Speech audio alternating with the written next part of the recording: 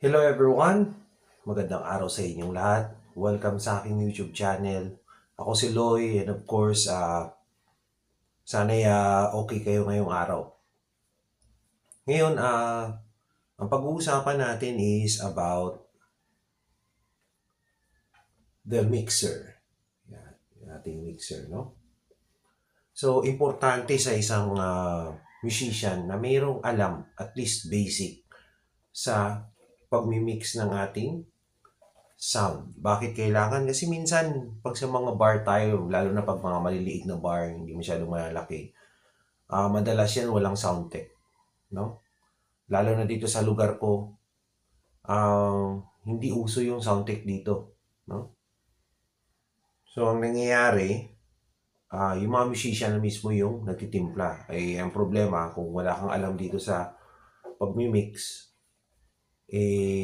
sira yung tugtugan nyo. Kasi magpapachamba kayo, anong gagawin nyo dito? 'Di ba? Or minsan yung mga staff na lang ng restaurant yung nagmi-mix, hindi rin sila masyadong marunong o hindi rin talaga sila marunong. Ang nangyayari, nasisira yung tugtugan. No? Kahit na gaano kayo kagaling, kung pangit yung sounds ninyo, hindi maayos yung pagkakamix, sira. No? So ngayon ang pag-uusapan natin is yung mga, especially no, sa ngayon, ang pag-uusapan natin para sa video na ito ay yung mga numbers na nandito. Yan, yung mga numbers na yan, yung 60, 50, 40, 30, 20, 10, 5, 0, 5, 10. No? Dito, sa main volume. This is your main volume. Ha? Ito yung main volume natin. Tapos, ganon din dito. Yan, meron din 60 sa mga individual na mga volume. Kung saan nakakabit yung, yan, dito naman nakakabit yung mga instruments ninyo, di ba? O yung mga microphone. So, ito naman, individual. Ganon din. Kung ano yung meron dito sa main volume, yun din ang meron dito. Tapos, yung mga pihitan naman natin, yung mga effects, yung auxiliary, yung low, yung mid, yung high, meron din silang mga numbers na nakalagay dyan. So, yan ang pag-uusapan natin sa video na to. So, ano ba yung tama na saan ba dapat nakalagay, no? Yung mga ito. Saan nakalagay ito? Yan. So, ngayon, unahin na kagad natin yung main volume, no? So, dapat yung main volume natin, so, makikita ito, left and right ito, left, right. So, dito rin yan, left, right. Dito nakakabit naman yung wire o yung cable papunta doon sa kung powered amplifier, doon papunta. Yan. Papunta sa amplifier ito. No? So, yan. So, ito muna, yung left and right natin na volume. Saan ba dapat nakalagay? Dito lang ba? O dito? Dito? Saan ba nakalagay? No? So, base sa experience ko dahil sa tagal ko na rin talaga sa music, no?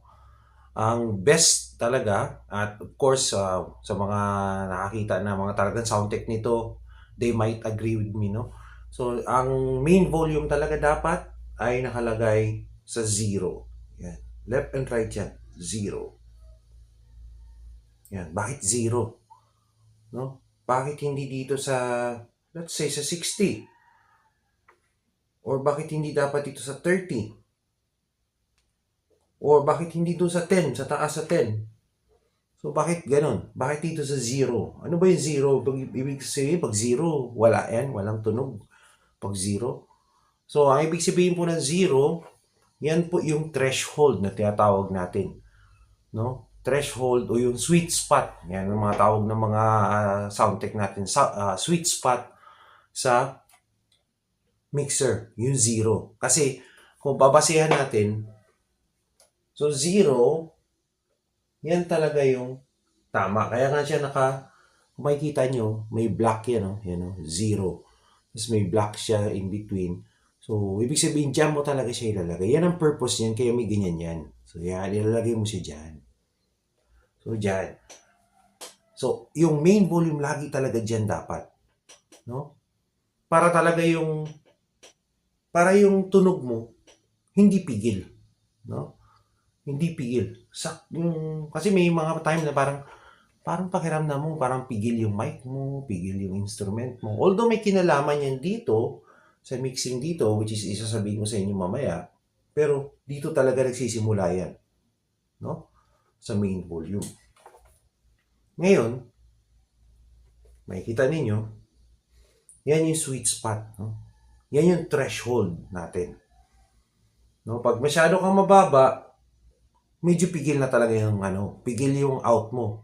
Kahit magsagad ka dito sa mga dito, kahit sagad ka dyan, magsagad ka, sagad mo yan dyan.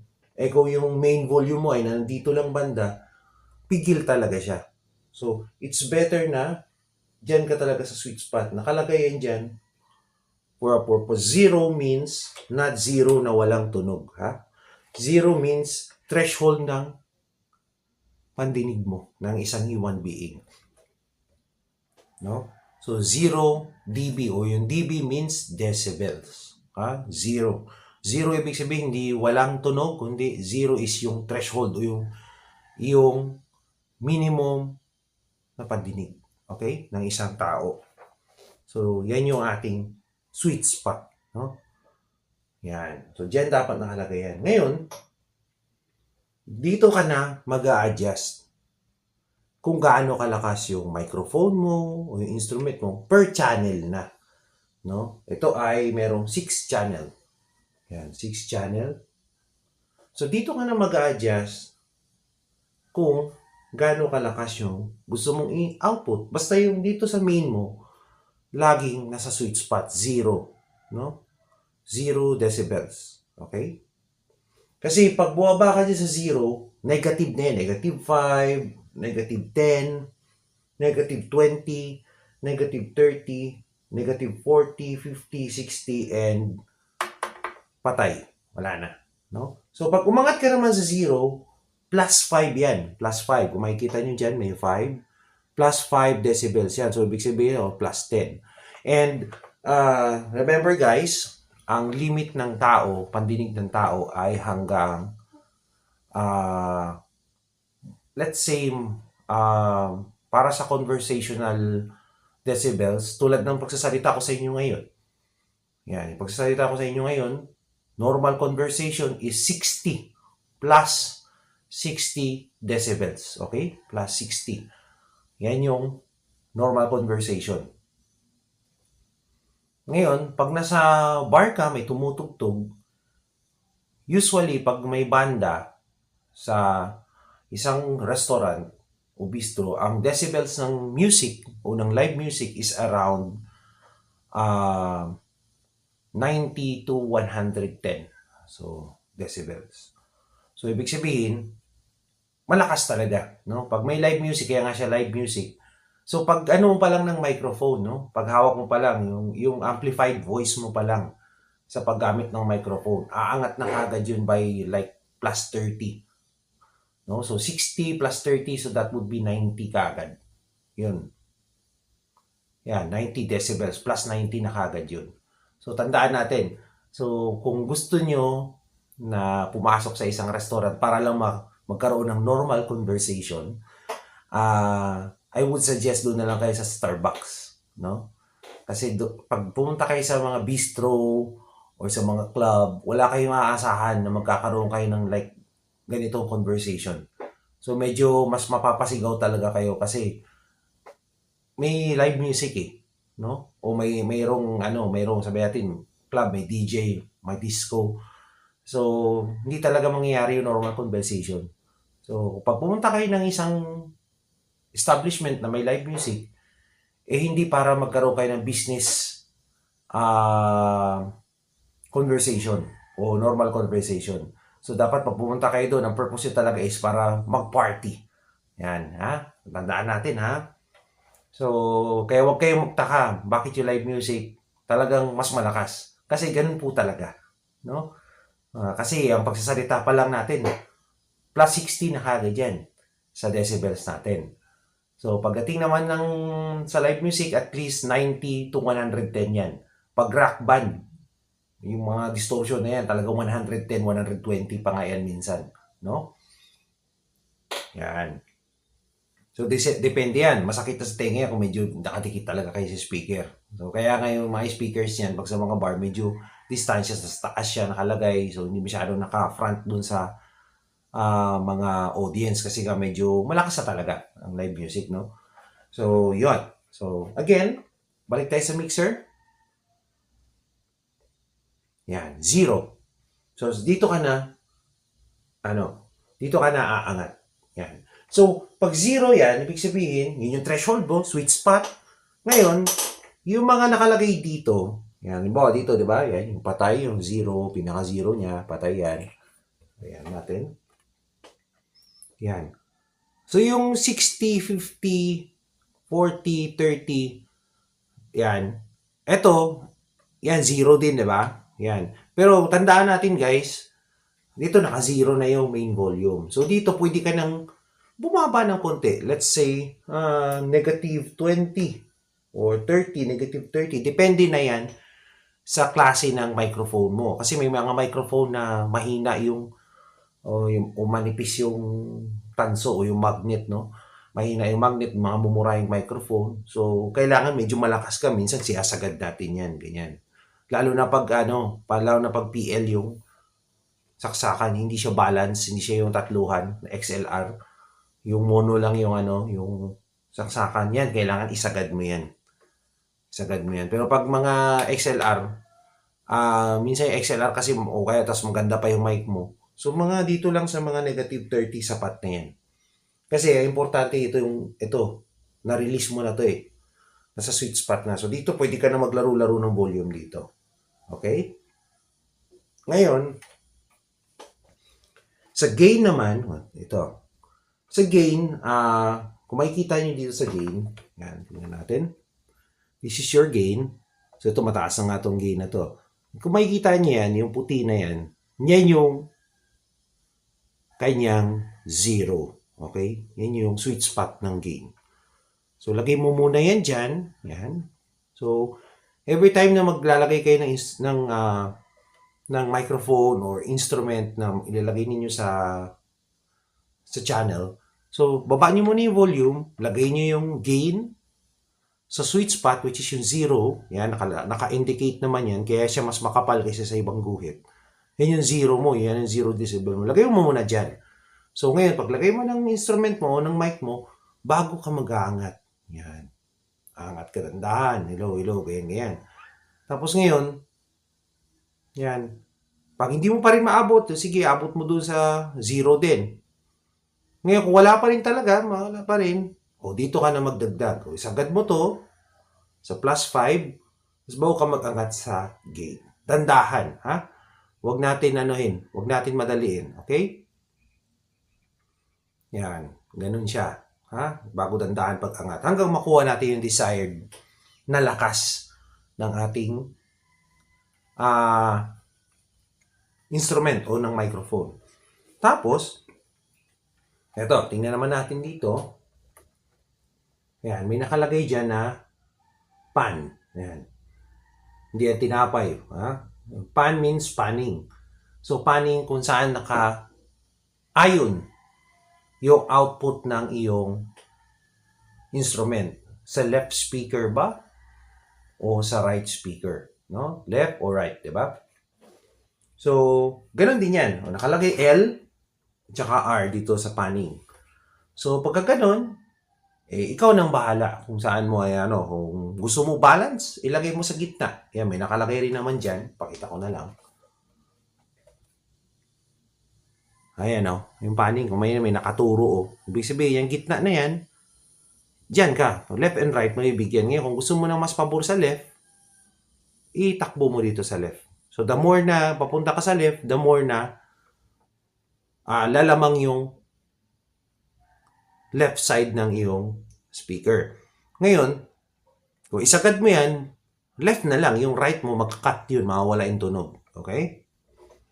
So, yan. So, okay, pag napansin nyo na parang hina ng right speaker. So, check nyo agad yung panning doon sa mixer nyo. Okay?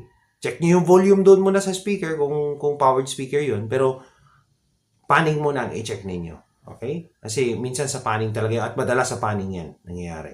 Okay? And then, dito. Dito sa EQ niya yung high. Yan. Yan. High, mid, low. No? Yung auxiliary, meron kasi yan ditong yan. Saan yun? Yan. Auxiliary. Minsan kasi yung ating monitor nakalagay dyan sa auxiliary. No?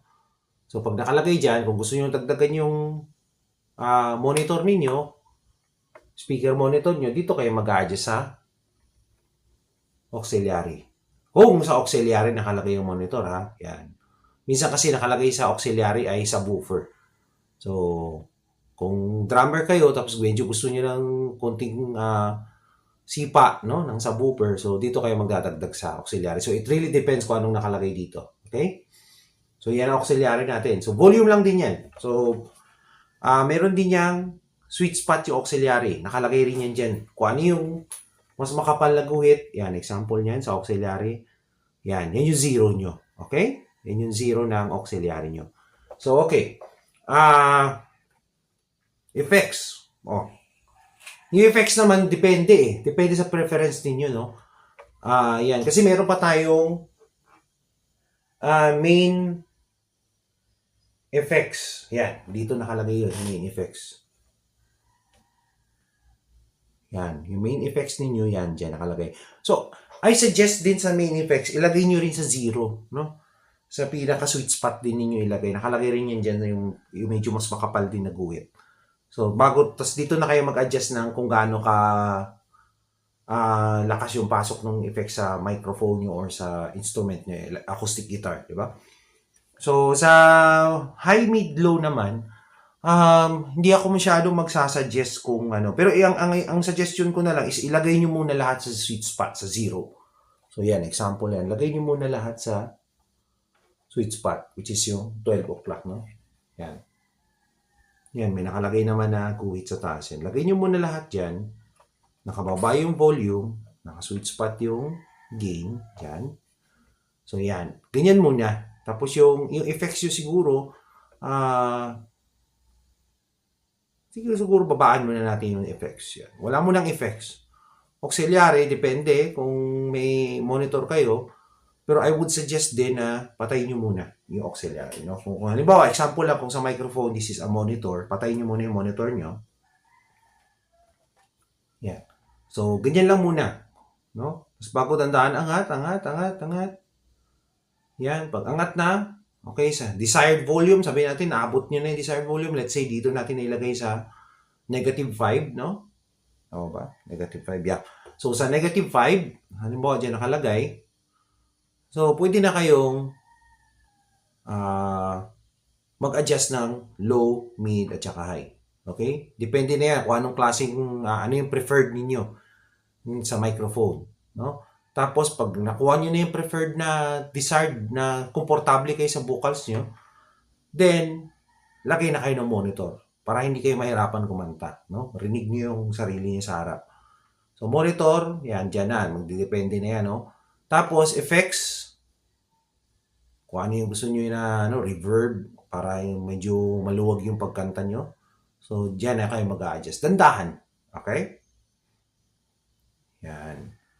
So, ngayon, punta naman pala tayo dito sa taas. Yan. Makikita nyo may nakalagay na phantom. So, yung phantom para yun sa mga condenser mics. Okay? Condenser mic. Tandaan natin para sa mga condenser mic yan na nagre-require ng extra voltage. So, pag yung mic nyo ay condenser, on nyo to. Pero kung hindi naman, huwag nyo i-on. Okay? Kasi baka magkukos kasi siya minsan ng distortion sa microphone. Baka nababasag yung boses. Okay? So, condenser lang siya kasi yung condenser mic kasi hindi siya gumagana pag hindi naka-phantom yung line. Okay? So, yan. Ngayon, subukan natin, no?